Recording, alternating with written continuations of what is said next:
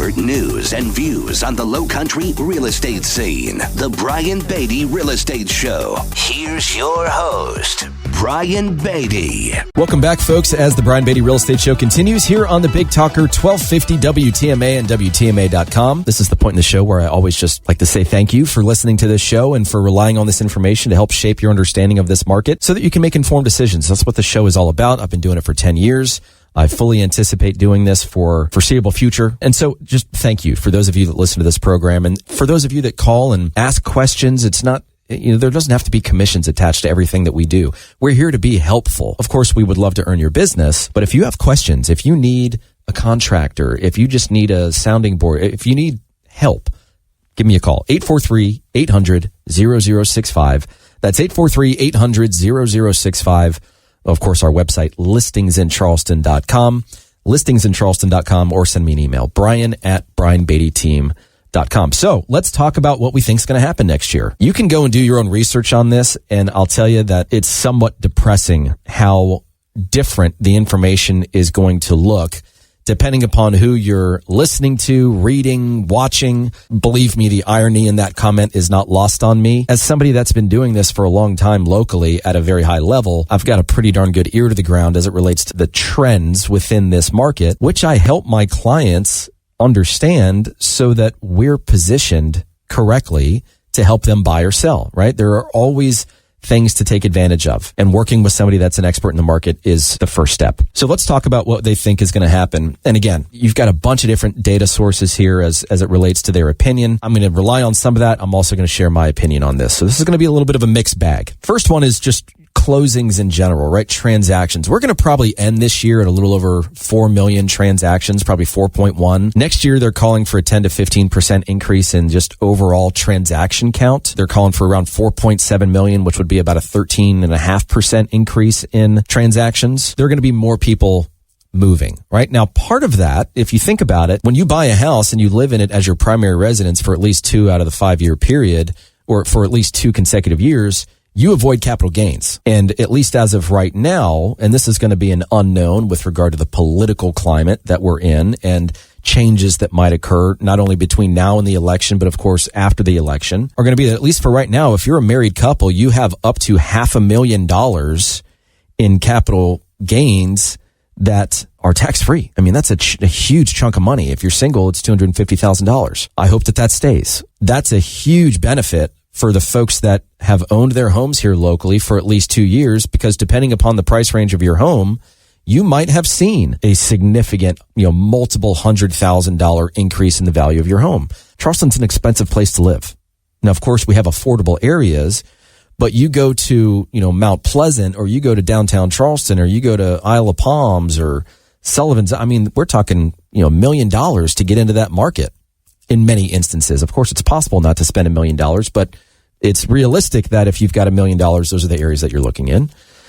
So we are, I think, going to see more transactions next year. As it relates to pricing, though, that's going to depend on how quickly they decide to drop interest rates, if at all. Now, do I think interest rates will drop? Yes.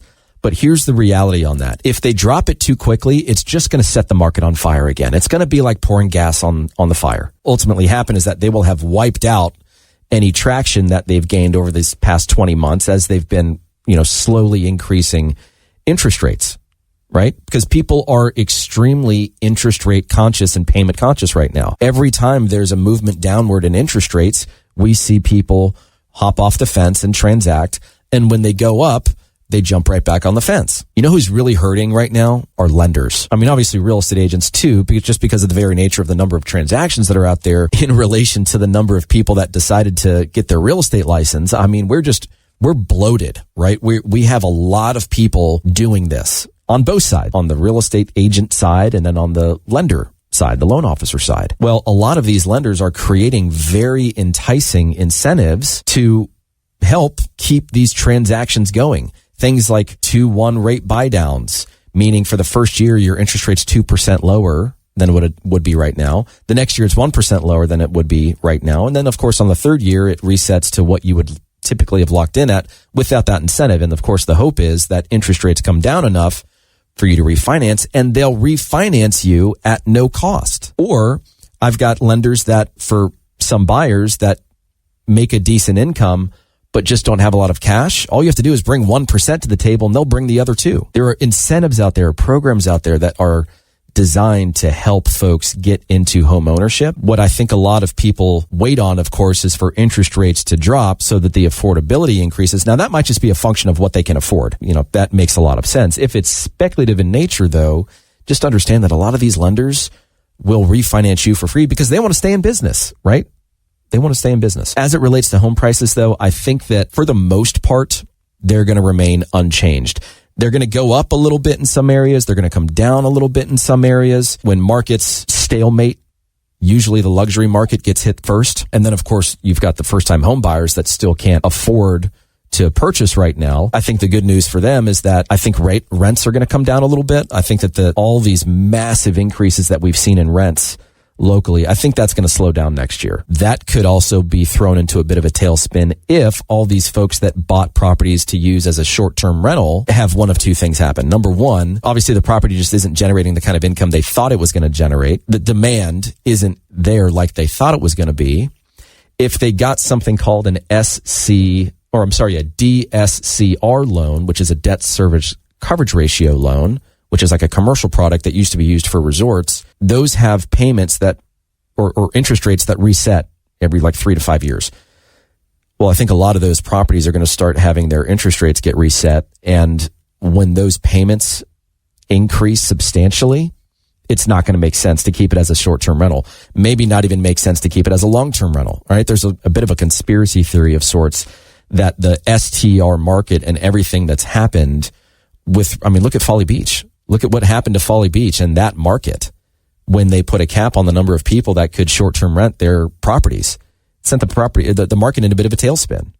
So the fear is that maybe that happens on a larger level, on a municipal level, whatever, that prevents them from using the property as they originally intended to use it and what they purchased it for, which is going to cause them either to rent it or sell it, which could be a factor that plays into inventory, right? More homes hitting the market. And it's not a want to sell, it's a need to sell type situation because it just doesn't make financial sense for them to keep the property. In the grand scheme of things, I think prices are going to remain fairly stable. Now, if interest rates drop drastically, I expect those prices to shoot right back up.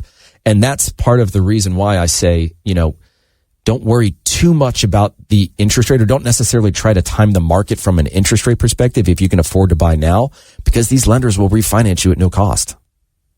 They're desperate for that business. They're desperate to stay in business. I think that as it relates to us here locally, we are still going to see a large migration of people to southeastern states, to the South Atlantic region of our country, or they're going to move to the Midwest because it's just more affordable. And you are going to have plenty of folks that move from Charleston, maybe to the upstate or maybe to the Midwest or just somewhere else because, let's be honest, the Charleston that they grew to love and have lived in for 10, 15, 20 plus years just isn't the same.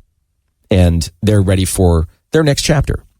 That could be a decent chunk of inventory that hits the market that helps to stabilize things a little bit. So I don't see there being like a wave of foreclosures like, a lot of these guys on YouTube are going to say that there will be. I just don't see it happening. I think we've got too much equity. I think we've got too many things moving in the right direction. I do think, however, that some of these folks that are purchasing property and maxing out what they can afford and taking advantage of something like a 2-1 rate buy down could potentially be in trouble a year or two from now, or maybe even coming up next year.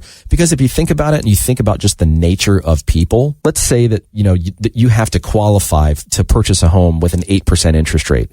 But because of the incentive for the first year, it's only a 6% interest rate. And then the next year, it's a 7% interest rate. And then the year after that, it resets to the 8%. Well, what I know mostly about people is that they're not going to save that difference between the 6% and the 8%. That money's gone. They're spending it. So I think you're going to have folks that over time, as their payments increase, they've gotten used to living their life and running their financials off of that 6% payment. The 7% comes and like, oh shoot, I've got to account for that. Then it goes to 8%. And they're like, this is getting really uncomfortable.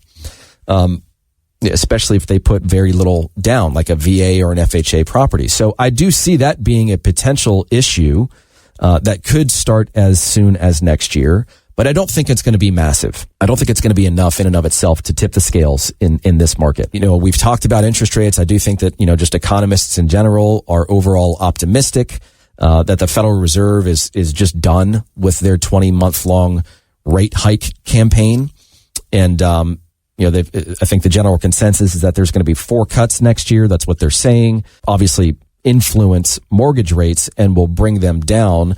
If you look at some of the data in terms of what they're projecting the interest rate will be, it's coming in somewhere in the low 6s. And it's impossible to say what they're going to be, but I think it's going to be in the low 6s. Do I think it's going to be in the high 5s? Maybe.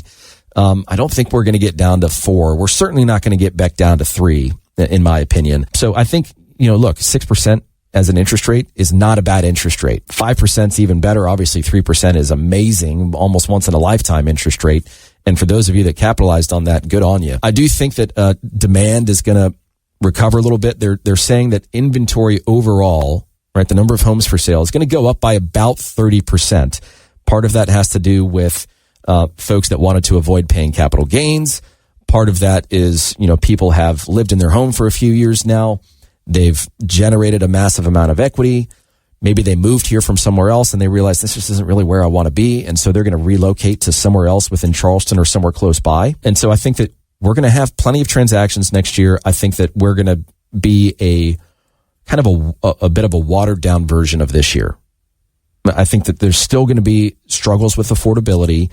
I think that the agent that you hire absolutely matters a lot right now. I mean, it's imperative, in my opinion, that you work with somebody that has experience, that has a tried and true marketing plan, and that has creative deal structuring at their fingertips. They know how to make things work. They've got creative solutions for you outside of just being viewed as a traditional facilitator of a transaction. I'm going to talk a little bit more about this, but we're going to take a quick break. Stick around for the last few minutes of the Brian Beatty Real Estate Show right here on the Big Talker, 1250 WTMA and WTMA.com. And remember, if you're thinking about buying or selling now, next year, we're here to help. We'd love to earn your business. Our number is 843-800-0065. That's 843-800-0065. Or check us out online at listingsincharleston.com. That's listingsincharleston.com. Stick around, folks, for the last few minutes of the Brian Beatty Real Estate Show. Join us for another edition of the Brian Beatty Real Estate Show. Contact Brian Beatty online at listingsincharleston.com. That's listingsincharleston.com. Or call him at 843-888-0065. That's 843-888-0065.